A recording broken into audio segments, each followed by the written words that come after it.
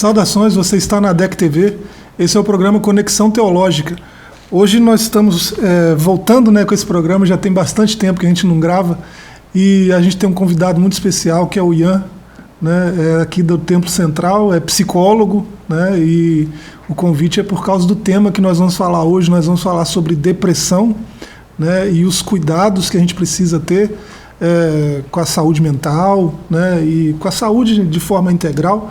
Então, eu queria começar pela definição, o que é isso, o que não é, o que é depressão, qual a relevância disso, para a gente fazer uma conexão teológica aqui hoje. Então, a depressão ela é uma condição de adoecimento mental, a gente pode falar assim, onde a pessoa acometida ela vai apresentar um conjunto de sintomas, que esses sintomas vão persistir durante um período de tempo, e isso vai causar um prejuízo na vida do sujeito, do indivíduo acometido por ela.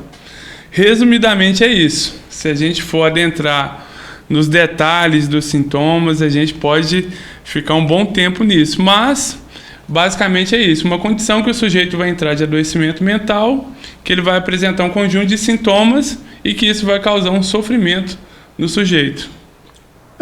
Pela pesquisa que eu fiz, para me preparar para esse podcast, eu percebi que é um tema bem complexo, assim, quando não se trata de problema químico, reações químicas do nosso cérebro e tudo mais, uma coisa bem complexa, e bem difícil de tratar, Então a depressão talvez não seja uma coisa só, talvez não tenha um fator só determinante, Sim, quando se fala de complexidade, os transtornos mentais eles são cheios disso. E a depressão em si, ela se torna algo complexo, porque em torno dela gira preconceito, múltiplos fatores que podem levar à depressão. O tratamento é envolto de, às vezes, preconceito por parte da sociedade, por parte da pessoa acometida, dela ter receio de buscar tratamento, por parte dos sintomas que são apresentados também, as origens diversas que ele tem. Então a complexidade está aí. Talvez a gente já possa fazer uma conexão teológica agora, conectar o tema do nosso podcast aqui, da nossa discussão, com teologia, que é a proposta desse programa. Então, se a depressão é essa coisa tão complexa, que envolve múltiplos fatores, e fora as complexidades da condição humana, e a depressão tem talvez fatores químicos, biológicos, sociais, ambientais, tudo influencia, então a gente pode dizer também o que ela não é. Depressão, fazendo uma conexão teológica, não é falta de Deus. Não. Porque você tocou nesse tema aí, assim, há muito preconceito, há muitos tabus, nesse sentido. E quando a gente fala de ansiedade também, e depressão, tem sempre essa coisa de alguém que se levanta, como um teólogo na posição Quando se fala sobre o adoecimento mental, muita coisa é envolta em preconceito. Vão chamar de pecado, falar que falta conexão com Deus, falta fé. Sim, e isso normalmente está atrelado a um desconhecimento da pessoa do que é o adoecimento mental, das causas que leva, e às vezes o distanciamento. Muitas vezes a pessoa que traz essa informação, traz esse tipo de julgamento, ela não passou por isso ainda, ou não tem uma pessoa própria que passou. Então, normalmente está atrelado a isso. Mas eu vejo já um movimento, principalmente na nossa igreja, eu que tenho contato próximo aí com alguns pastores, eu vejo que isso tem mudado. Lógico que vez ou outra aparece alguma pessoa com falta de entendimento nessa área ainda, mas eu vejo que tem mudado. Eu acho que parte da nossa liderança, já tem, grande parte, já tem compreendido, já tem orientado aos membros da igreja a procurarem auxílio para esse tipo de adoecimento. Eu vejo que é algo que tem mudado de um tempo para cá, graças a Deus. É uma condição humana, e cristãos ou pessoas de fé, de qualquer crença, né, religiosa, também são humanos, né? Sim, sim. Então esse preconceito precisa cair por terra, né? E assim, a gente sabe, aqui não falo mais como psicólogo aqui, abro um parênteses, e nós, enquanto cristãos, nós entendemos de onde que vem a origem, qual a origem de todos os males que acometem o ser humano hoje em dia. Então, isso não é diferente, assim como há o adoecimento do nosso corpo, doenças físicas mesmo, também há o adoecimento da mente do ser humano. E cada vez mais devido às situações do mundo que a gente vive, das pressões, dos anseios e das necessidades do nosso tempo. Parece que já existe bastante pesquisa e bastante divulgação científica sobre a condição humana, tratando do homem como um ser integral, né? De modo que o ser humano é um ser biopsicossocial, né? E a gente que tem fé, né, a gente ainda leva uma outra coisa em consideração, que é o espiritual, né, um outro âmbito. Então, talvez esse preconceito caia por terra tendo esse tipo de conhecimento, né? Você disse que o preconceito vem pelo distanciamento que há, né, do conhecimento do que é a depressão, né? Então, se a gente souber pelo menos isso, né, a gente não é só espiritual, né? Quem tem muita fé, às vezes leva tudo para esse lado, né? Então, assim como a gente não é só espiritual, a gente não é só biológico, não é só social, não é só psicológico. Então, sendo um problema tão complexo, ele pode ter causas em qualquer um desses aspectos da condição humana, né? Ou talvez vários deles, né? Exatamente. Quando a gente pega para estudar, por exemplo, do nosso caso aqui de hoje, que discutir a depressão, são múltiplos fatores que podem levar a essa condição, desde que a gente fala, condições médicas incapacitantes. Por exemplo, uma pessoa que vivia normalmente, ela é acometida por uma doença que vai limitar muito ela, no sentido de ela não vai poder praticar um exercício que ela praticava antes, ela vai ter uma limitação da vida muito grande. Isso é um fator de risco para o adoecimento mental. Então a gente tem diabetes, que vai mudar a rotina de vida de uma pessoa por completa, doenças cardiovasculares, obesidade mórbida. A gente tem uma gama de adoecimento do corpo que pode levar ao adoecimento mental devido às alterações que essa doença vai gerar na vida do sujeito e limitar ele em comparação com a vida dele anteriormente. Eu fiz uma pesquisa e eu cheguei a números que são anteriores à pandemia, e já são números assustadores. Eu imagino que a pandemia levou isso a outros níveis, mas eu não consegui esse tipo de informação ainda. Você está falando de pessoas em condições clínicas, né? Pessoas que dependem de alguma condição ambulatorial, coisa assim, ou talvez até internadas, né? E pela pesquisa que eu fiz, né, o número de pessoas com depressão nesse tipo de quadro, né, é muito maior do que o número de pessoas em outras condições, né? Sim, porque tem condições que favorecem o adoecimento mental. E pessoas com comorbidades desse tipo se tornam mais vulneráveis ao adoecimento, à depressão, por exemplo. E tem um lado inverso também. A pessoa que já tem essa doença, que já tem uma doença desse tipo que a gente citou aqui, ela é acometida pelo adoecimento mental, pela depressão. Por exemplo, uma pessoa que é diabética pode prejudicar ainda mais. A pessoa que tem a obesidade mórbida, ela pode agravar ainda mais. Então, vai virando uma bola de neve ali. É interessante. Só para trocar em miúdos, né? Os números são de mais de 350 milhões de pessoas ao redor do mundo. Sim, sim. Né? Então, pelo menos de 3 a 5% da população mundial sofre de depressão. Né? Estudos já revelam que cerca de 6% da população mundial vão passar por um quadro depressivo ou passam por um quadro depressivo. E como a gente falou aqui, o número aumenta quando a população é de clínica ambulatorial, paciente, né? Pessoas em condições clínicas de 5 a 10%, pessoas internadas de 9 a 16%. Então,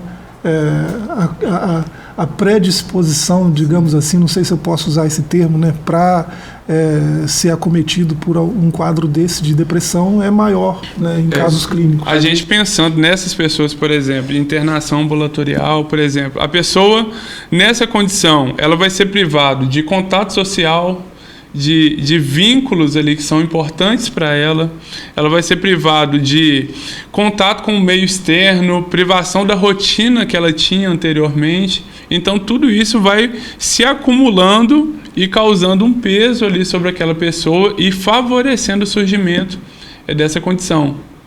Sim. E assim, diante desses números aí, né, essas estimativas todas, a gente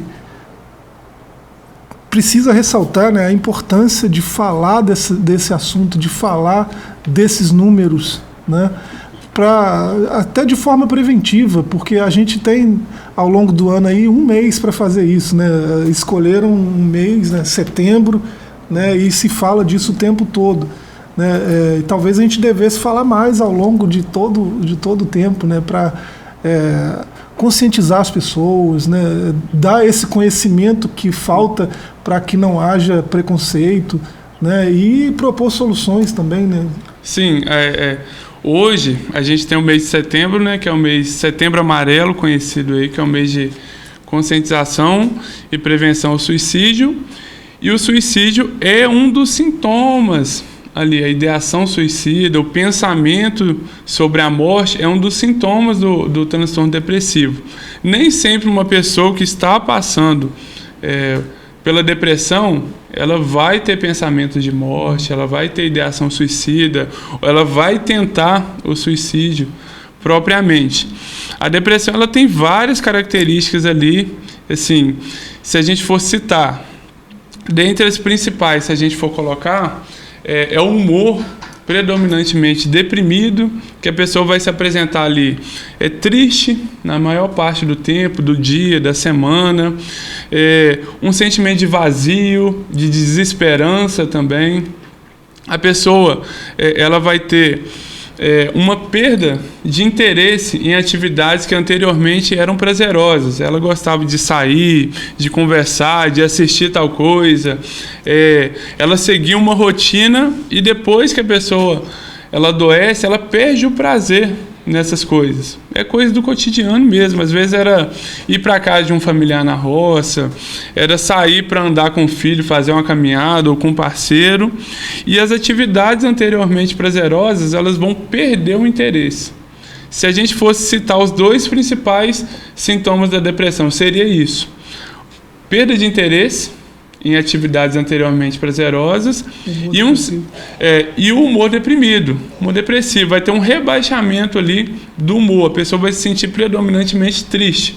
Existem vários outros sintomas que a gente pode falar também. A gente pode falar de alteração de sono, alteração de apetite. Com certeza. E essa alteração é interessante, que quando a gente fala na alteração do sono na pessoa depressiva, a pessoa não vai, às vezes, só dormir demais. Ela vai o quê? Tem insônia também. Então, ele pode variar de um lado ao outro. O apetite também é assim? Sim. A pessoa ela pode ou parar de comer, ou ela pode aumentar muito o apetite e comer muito. Que a impressão pelo menos parece, né? A impressão que a gente tem, de forma geral, é que o deprimido ele não quer comer. Ele para de ter apetite, mas pode acontecer. Não, esses sintomas eles podem variar de um polo a outro. Ou come muito, ou não come nada, ou dorme muito, ou a pessoa não dorme nada. Pode ter alteração também psicomotora, que fala, quando a gente pega os manuais, que esses sintomas são prescritos, fala que a pessoa ela pode ficar muito agitada, ou ela pode ficar lentificada, não ter ânimo para fazer as coisas que fazia anteriormente, ela vai se sentir fadigada, desanimada para fazer coisas. Perde o ânimo, perde o ânimo. Perde o interesse, perde o ânimo, perde a força e ela não vai ter mais o prazer que ela tinha nessas coisas anteriormente. Então, são variados sintomas que a pessoa vai ter. Capacidade de tomar decisão também, né? Sim, a capacidade de concentração da pessoa, ela é diminuída. A indecisão, a tomada de decisão, ela vai ser muito mais difícil. Vai afetar ali o sujeito como um todo. Então, olha só, né? Tem coisas aí que... isso aqui também não é nenhum tipo de incentivo ao autodiagnóstico, né? É importante a gente falar isso, né? Nós estamos discutindo o assunto, né? Quem tem condições hoje de fazer um diagnóstico, dizer para a pessoa, você está com depressão? É um psicólogo, psiquiatra, né? Psicólogo, psiquiatra. Sim, são os que são mais direcionados a isso. Hoje em dia, a gente em terra de Google, e tudo a gente tenta dar um Google. Quando eu falo aqui que sintomas de depressão é o humor deprimido, é a perda de interesse ou prazer em atividades anteriores, dormir demais ou menos, eu vou citando os sintomas, capacidade diminuída para pensar, se concentrar.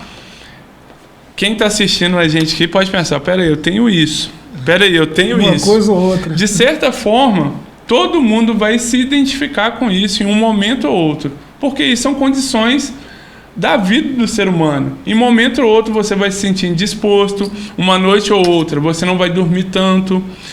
O sentimento de tristeza todo mundo vai ter em um momento ou outro, mas como que... Olha, eu sinto... Você falou um monte de coisa aí que eu sinto. Como é que eu vou saber se eu tenho depressão ou não? Tô achando que eu tenho, tô vendo você falar aí, tudo tá se encaixando aqui.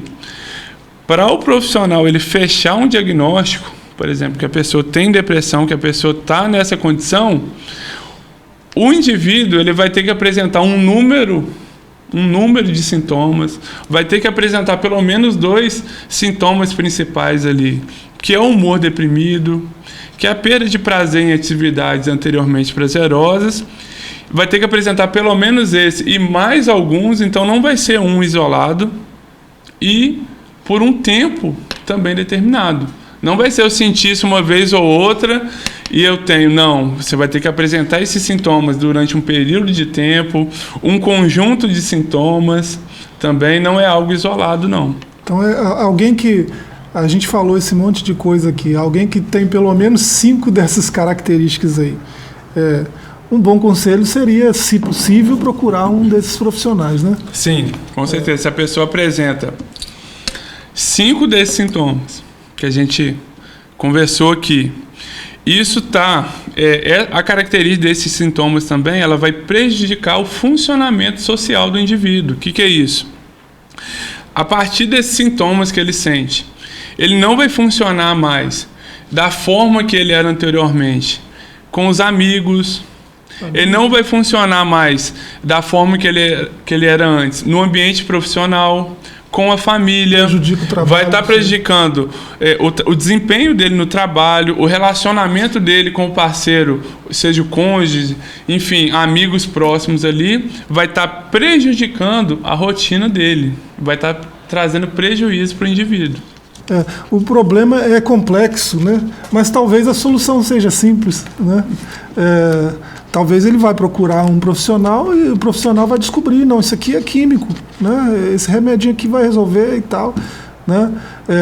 Talvez seja algo mais complexo, né? Mas é sempre recomendável, né, procurar ajuda, né? Começando pela ajuda profissional. Sim, hoje em dia a gente tem visto, eu tenho percebido isso de um tempo para cá, principalmente depois do divisor de águas aí do período da pandemia, que foi um boom aí das pessoas ficarem reclusas, o adoecimento mental ele aumentou muito e também as pessoas se despertaram a buscar atendimento. Hoje em dia eu já vejo assim, no meio de pessoas jovens, está sendo comum falar que vou fazer terapia, isso aqui eu vou levar para o terapeuta, isso aqui é para o meu psicólogo, meu psicólogo falou isso. Então assim, isso é muito bom, que as pessoas estão se abrindo a buscar ajuda, mas ainda há uma resistência muito grande por parte de algumas pessoas. Por exemplo, por parte dos homens, há uma resistência muito grande ainda, e os homens sofrem as consequências disso. A gente citou aqui, por exemplo, sobre o suicídio, que é um dos sintomas, o pensamento de morte, que é um dos sintomas da depressão. O suicídio, as mulheres, tem um dado muito interessante, que as mulheres tentam mais suicídio, as mulheres realizam mais tentativas, porém os homens morrem mais de suicídio. Que coisa. É muito interessante isso, porque as mulheres elas tentam, porém, o que se deve a esse fato? Que os homens, quando eles tentam de maneira mais letal, ou eles não compartilham isso, então assim, eles não conseguem sair dessa condição, às vezes. O homem tem mais dificuldade de demonstrar fraqueza, né? Sim. E assim, às vezes é preciso assumir algum nível de fragilidade para conseguir se fortalecer mais, né? Sim. Então... O ambiente da terapia é um ambiente de vulnerabilidade. Nós aqui nas nossas relações diárias, a gente não se abre por completo no nosso ambiente de trabalho, com o nosso amigo, às vezes até com os nossos pais, irmãos, às vezes com o nosso melhor amigo ali. A gente não se abre, a gente não se permite fazer certas perguntas. E no ambiente terapêutico, é um ambiente que no início é fixado ali a confidencialidade entre o terapeuta e o paciente, e é um lugar onde o terapeuta vai estar o tempo todo te perguntando, e você tem que ser vulnerável, você tem que contar do seu íntimo. Sobre prevalência, eu acho que não tem mais tanta coisa assim a complementar, mas eu acho que dá um gancho para a gente falar de fatores de risco, né? Isso é diferente, né, entre homens e mulheres também, os fatores de risco. Olha, quando a gente pega... normalmente os manuais de orientações sobre isso, eles não diferenciam muito sobre fatores de risco para homens e para mulheres, mas assim, ele fala mais no geral. E, por exemplo, sobre fator de risco, pode falar sobre fatores temperamentais. Por exemplo, pessoas que têm uma instabilidade emocional, que o humor dela varia muito. Isso é um fator de risco. Tem pessoas que são mais estáveis emocionalmente.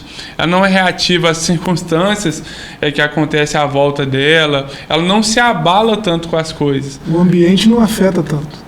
Já pessoas são mais instáveis emocionalmente. Então, isso é um fator de risco.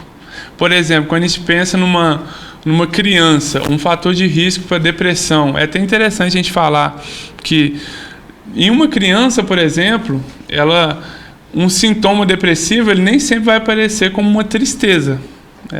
Acho interessante a gente abrir um parênteses aqui para falar sobre isso, que uma criança, por exemplo, ela nem sempre vai estar num transtorno depressivo e vai estar se apresentando triste, cabisbaixo, com isolamento social, não quer sair mais para brincar com as crianças, com outras crianças. Como é que vai se apresentar na criança? Como irritabilidade. A criança vai estar o tempo todo com humor irritável, sempre nervosa, brigando, não concordando com nada. Essa é uma forma do transtorno depressivo se apresentar numa criança, por exemplo. Mas voltando agora, o fator de risco para o adoecimento mental numa criança: separação dos pais. Está atrelado. É um fator de risco. Separação dos pais é um fator de risco para o adoecimento mental de uma criança, ou na adolescência, ou na vida adulta. Outro fator de risco são o quê? As tendências herdadas geneticamente da família. Uma pessoa que tem um familiar que é acometido do transtorno de depressão, ela tem de 2 a 4 vezes maior chance de vir a desenvolver depressão. É quase que uma herdabilidade de 40%. Então, isso é um fator de risco. Fatores biológicos, alterações químicas cerebrais, fatores ambientais, como o que a gente falou, doenças, enfim, várias coisas aí que podem vir a cometer e causar um trauma aí na vida do sujeito, uma perda. Tudo isso são tidos como fatores de risco. Sim. A gente pode falar, então, de um tipo de depressão reativa, né? Me parece que existe até esse tipo de classificação, né? Uma depressão reativa simples, eu já vi isso, né? Depressão reativa patológica, né? E tem a depressão psicótica, não é isso? Quando a gente tem com sintomas, né, de psicose, quando a gente pega para estudar os tipos de transtorno depressivo que tem, a gente tem o transtorno disruptivo do humor, tem o transtorno depressivo maior, o transtorno depressivo devido ao uso de substância. Olha que interessante a gente pensar.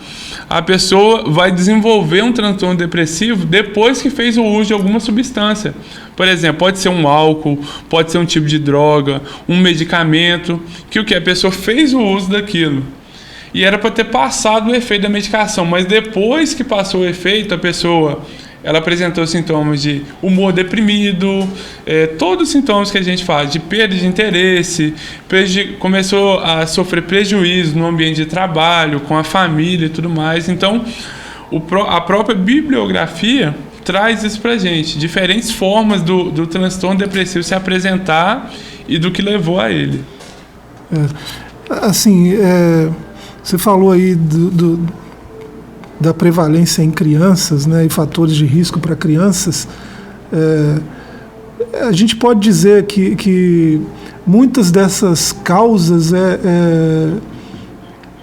pelo menos grande parte delas, é por causa do ambiente. A maioria delas é por causa de situações sociais que acontecem, uma perda, um luto, uma separação, né, e coisas assim. Olha, quando a gente fala que divórcio dos pais, separação dos pais é um fator de risco, tem estudos que já buscam até ao que antecede, por exemplo, ao divórcio dos pais. Normalmente, pessoas que se divorciam, elas vêm de um relacionamento conflituoso. E nesse relacionamento conflituoso, a criança está vivenciando aquilo ali dentro. Até o divórcio, a criança está vivenciando naquele ambiente caótico. E esse ambiente também, que não supre as necessidades da criança, que ela não se sente segura, isso se torna um fator de risco também para o adoecimento da criança. Então, às vezes a depressão é uma resposta, né, uma reação a essas condições, sim. Né, que acontecem. Sim, e às vezes assim, a pessoa já tem a condição ali, herdada, e vem o ambiente e favorece mais isso ainda, então é o que leva.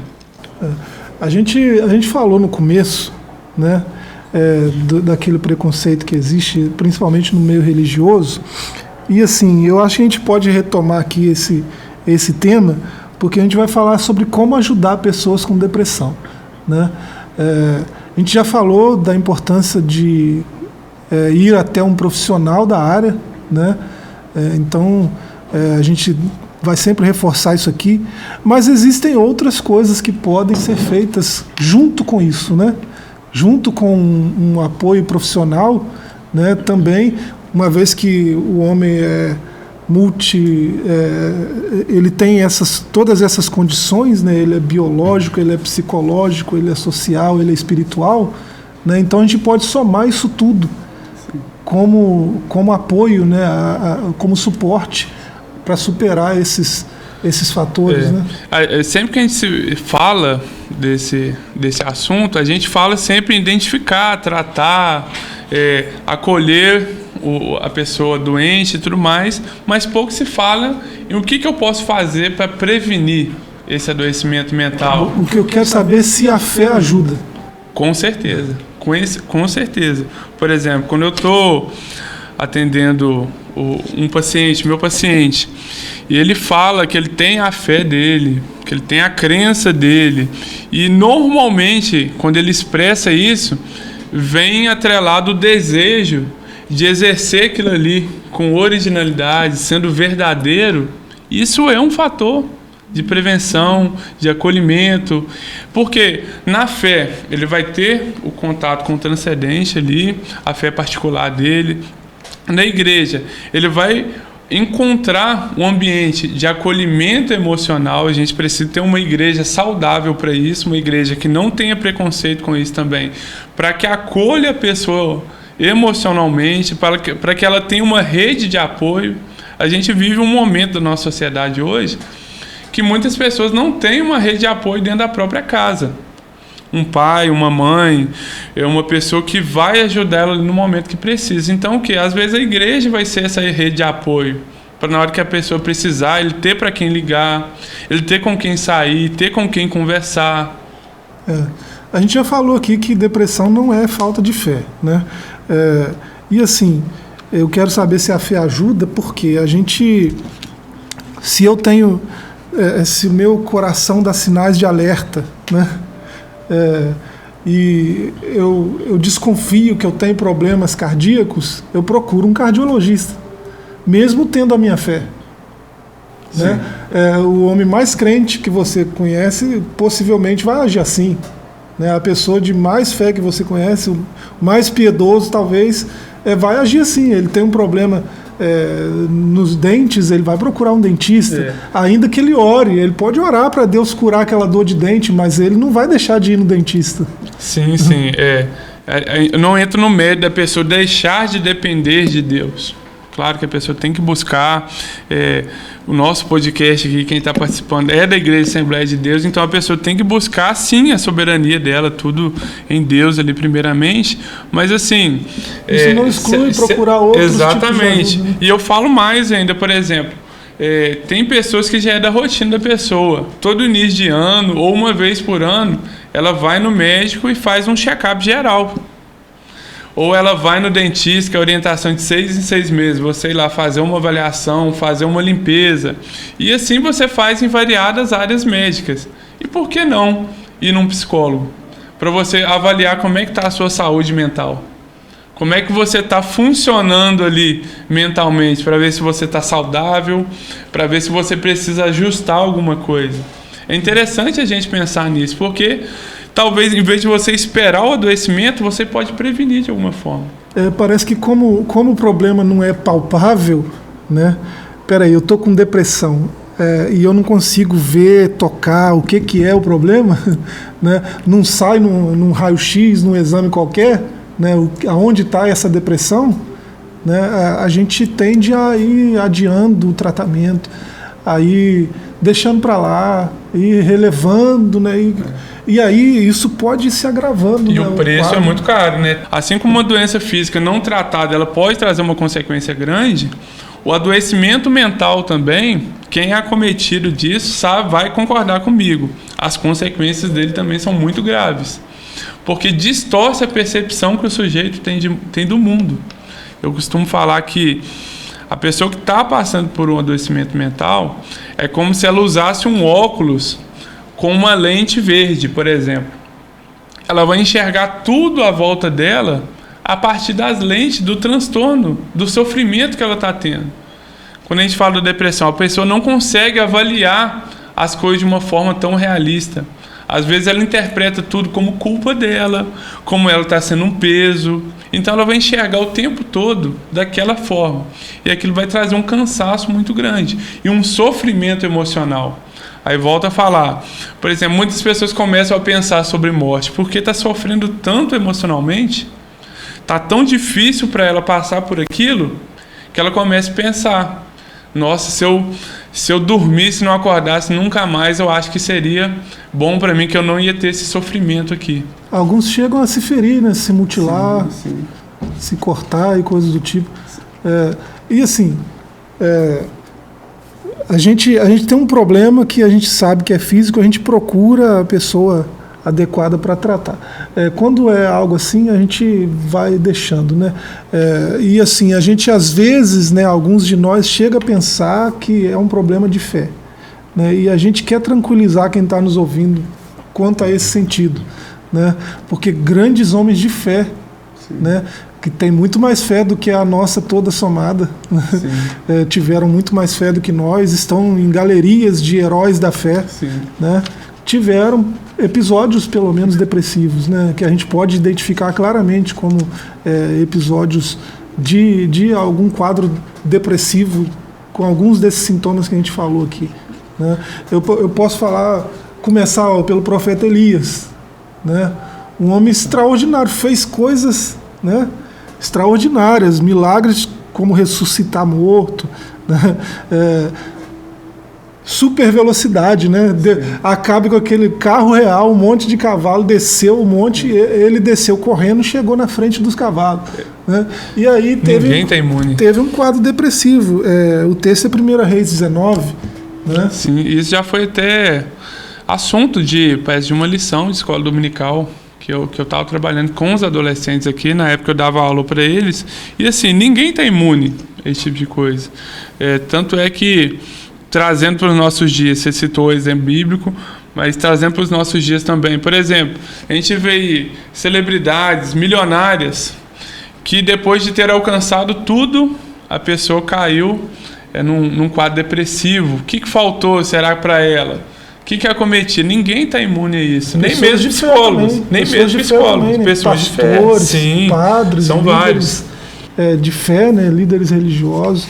Se a gente pesquisar hoje na internet, a gente vê vários testemunhos de pastores falando sobre isso, ao mesmo tempo que a gente vê pessoas também criticando a aproximação da psicologia com a igreja, com a fé, enfim, tratamento de cristãos buscarem auxílio na psicologia para o tratamento delas.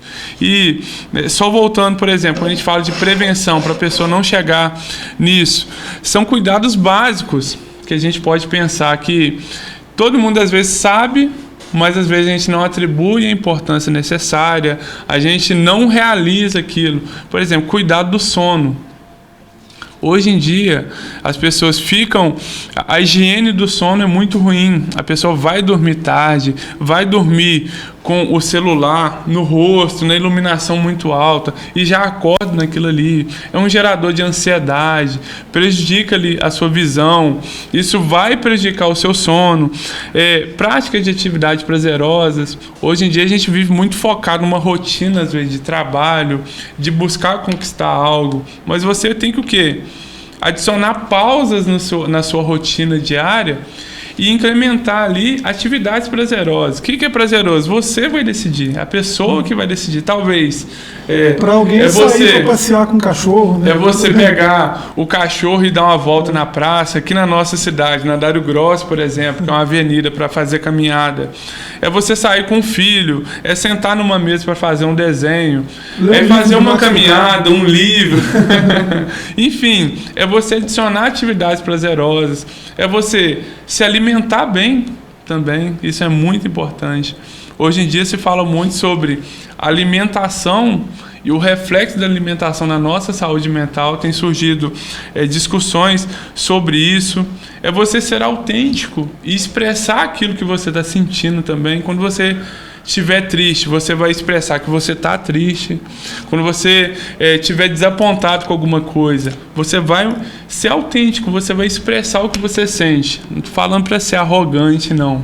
É você expressar da maneira correta e não ficar reprimindo a todo momento os seus sentimentos. Valorizar pequenas conquistas também é importante, né? Sim, falar daquilo que você sente. Eu tô com um salmo no gatilho aqui, né? Aí, eu falei de Elias, né? Mas o salmista, o maior deles, né?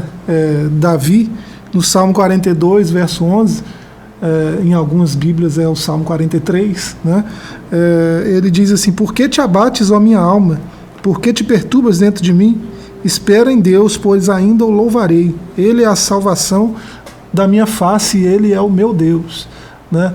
Ele reconheceu essa melancolia dele, né, nos termos freudianos aí, né? Freud chamava essa depressão de melancolia, né? Pelo que eu entendi. E o salmista está falando com ele mesmo. Por que você está deprimido? E é nesse sentido desse salmo que você citou que a fé exerce um papel fundamental na vida do sujeito, na vida da pessoa, na qualidade de vida, na saúde mental. O salmo que você citou diz: espera no Senhor. E a fé, ela tem esse papel para nós, de esperança, de descansar, de depositar a nossa esperança às vezes. Porque às vezes foge do nosso controle mesmo. E a fé, ela vem e traz consolo, traz refrigério, traz calma. E a gente precisa disso. E a fé, às vezes, nos leva a algumas dessas atitudes preventivas aí, né? Sim. Aqui, no caso, ele está falando dos próprios sentimentos. Sim. Falando, claro que é um alto diálogo ali, né? Pela poesia do Salmo, mas a gente não pode descartar a ideia de que talvez ele falou isso com alguém, ou ele falou com o próprio Deus, né? E assim, até falando, por exemplo, da ansiedade, a gente tem um versículo que fala: lançai sobre ele toda a vossa ansiedade. A definição de ansiedade da Bíblia é a mesma que a gente tem hoje em dia, vai variar um pouquinho, mas por que não aplicar também? Nós lançamos a nossa preocupação, nossas preocupações, nossos anseios, e descansar nele também. Então, assim, como a gente falou aqui de Elias, de Davi, a gente pode falar de Jeremias, de Ezequiel, de grandes homens, né? O próprio Senhor Jesus no Getsêmani, né? Sim. Um quadro extremamente depressivo, né? De sofrimento. Então, nenhum homem, nenhum ser humano, enquanto na condição humana, né, vivendo na condição humana, está imune a isso, né? Então, não é um problema de fé. Se alguém enfrenta esse tipo de situação hoje e é alguém de fé, né, pode e deve procurar ajuda não só em Deus, né, mas em profissionais qualificados para tratar isso, e em apoio, né, essa rede de apoio que você começou a falar aí, que a gente pode talvez aprofundar um pouco mais, né? Assim, a rede de apoio são pessoas a quem a gente pode recorrer no momento ruim, no momento que precisarmos, que não estivermos bem. E para você construir uma rede de apoio, ter uma rede de apoio, você vai ter que construir relacionamentos saudáveis. Você vai ter que identificar quem é uma pessoa boa para você se relacionar, que tem características de te ajudar no momento que você precisar. Então você vai ter que ter um esforço também. Deus é uma fonte inesgotável, né, de refúgio, de esperança, de força, de cura. Mas nenhuma teologia boa, né, quando vai falar de relacionamento, coloca isso no campo de exclusividade com Deus, né? O próprio Deus exige que a gente se relacione, né? Ele chama o seu povo de sua comunidade, né? Seu corpo, seu edifício. A igreja é instituída aqueles que têm a fé em comum estarem juntos ali, congregando. Deus é uma fonte de refúgio, de cura, mas o Ian também é meu irmão, né? O meu pastor também a minha família também é. Né? Então, construir essa rede de apoio que a gente está falando se trata disso, né? Relações sadias, né? De amizade, de companheirismo, de comunhão, né? No dia da angústia, nasce o irmão ali. Isso. Tá ali a pessoa para caminhar com a gente. Eu acho que a gente precisa falar, principalmente porque o nosso público é um público, eu penso assim, né, que majoritariamente é o povo da igreja, que normalmente vive, às vezes, num ambiente que não é tão favorável a isso, mas que a gente possa dizer que o adoecimento mental é real, que não é aquilo, tudo que os outros dizem aí fora, que é condição de pecado, que é possessão, enfim, fraqueza, que não está sendo crente de verdade. O adoecimento mental existe, assim como outras enfermidades que acometem o ser humano, e que, se você precisar de ajuda, eu estou disponível. Eu acredito que o Joás também está.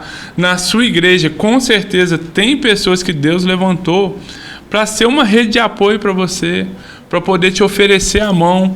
Talvez você não tenha força nem para ir procurar um profissional, mas peça ajuda a alguém que a pessoa vai te auxiliar nisso, e que com certeza você vai conseguir sair dessa condição de sofrimento, de angústia, de vazio, de às vezes que você perdeu até o interesse de viver. Mas existe uma saída para isso, e o que for possível eu estou aqui para te ajudar, e tem várias pessoas aí que eu acredito que querem te ajudar também. A depressão não é o final, né, da história. Não é o final. Né? A depressão não é um sinal de fraqueza, é um sinal de humanidade. Né? É sempre possível buscar ajuda, se não no CVV, né, 188. Sem essa valorização da vida. Mas por enquanto, até a próxima. Né? Se o Ian quiser deixar uma mensagem final. Você que está passando, que está nessa condição de sofrimento, ou conhece, ou tem algum familiar, não deixe de procurar ajuda. Se de alguma forma você se identificou com algum dos sintomas que foram falados aqui, procure ajuda profissional.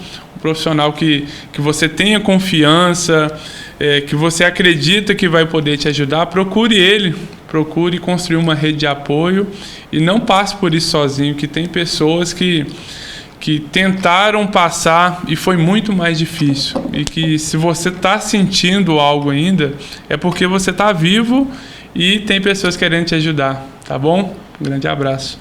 É isso, até a próxima.